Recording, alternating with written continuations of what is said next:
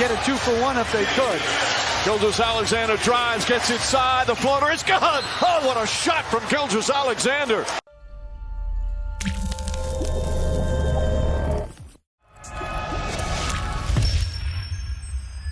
Alrighty, welcome back to E2W Coast Sports. We are recapping the Thunder win over the Pelicans in the play-in tournament, eliminating them from playoff contention. Thunder won 123-118, and boy, was this a fun game. SGA took over down the stretch. He had a huge bucket with just 30 seconds left, essentially sealing the game for the Thunder. He finished with 32 points and 3 steals. Man, SGA is a bona fide superstar point guard in this league. He is an incredible ball handler, finisher in the paint, mid-range shooter. The one thing that he doesn't do well, not bad, but he doesn't do super well, is the three-point shot. And I wonder if this offseason, he's going to continue to work on that, because his overall mechanics, his shot look really good, but he just doesn't take a ton. And it seems like in today's modern basketball, you're going to need to have that three-point shot as a big threat. If you're going to be that ultimate, top tier, top 3 point guard in the league. But he's getting there. He's really getting there. He's so good. At the end of the day, you get why the Clippers traded SGA for Paul George. But if we're being honest, is SGA any less of a player than Paul George is now?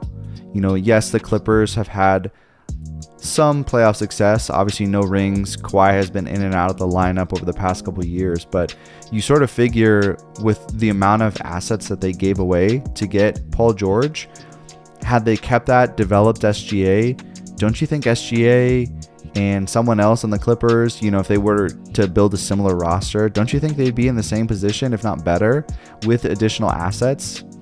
I don't know. Hindsight's 2020, but it's tough losing a player like SGA in today's basketball, because he is a point guard, he's a game manager, he's a scorer, he makes plays easier for his teammates. Josh Giddey also filled up the stat sheet too in this game.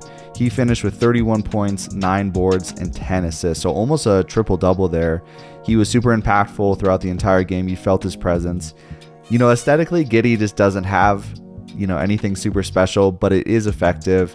He's a big guy, right? I believe he's in that 6'8" range, and it's tough to guard when he drives to the hoop because he's got a lot of finishes. He can put you in the basket.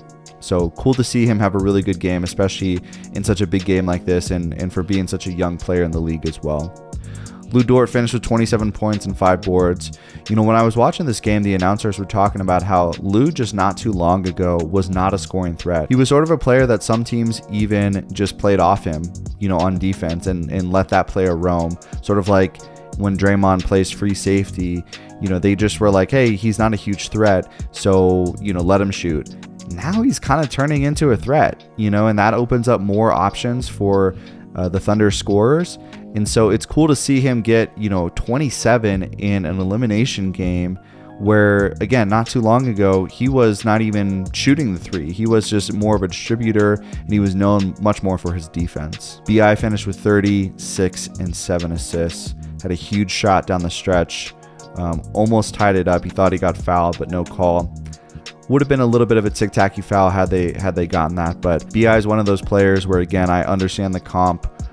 He's just a tall, lengthy, he's adding muscle, he's really tough to guard, he shoots over you.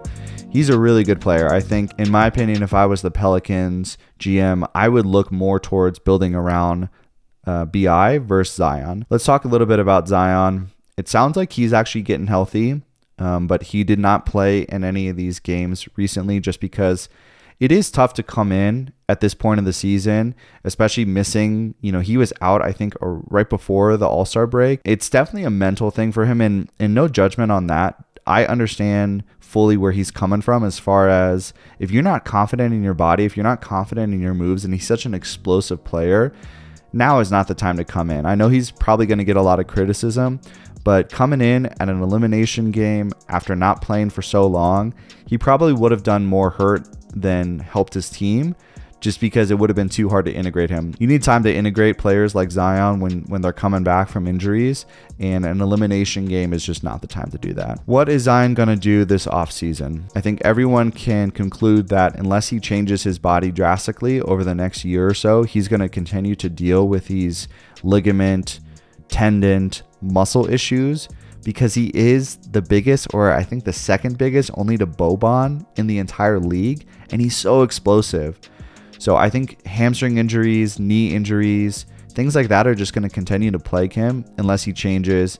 I really hope so, because he's so much fun to watch out there. He's such a just entertaining basketball player. His highlight dunks, his fast breaks, he's such an impactful player for the Pelicans.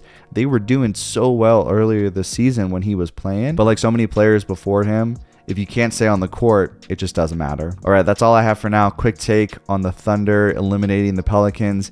Excited to see them play against Minnesota. I think they have a decent chance, especially since Minnesota is missing so many players. I think there's a chance the Thunder can get in. It would be fun to see them play against Denver.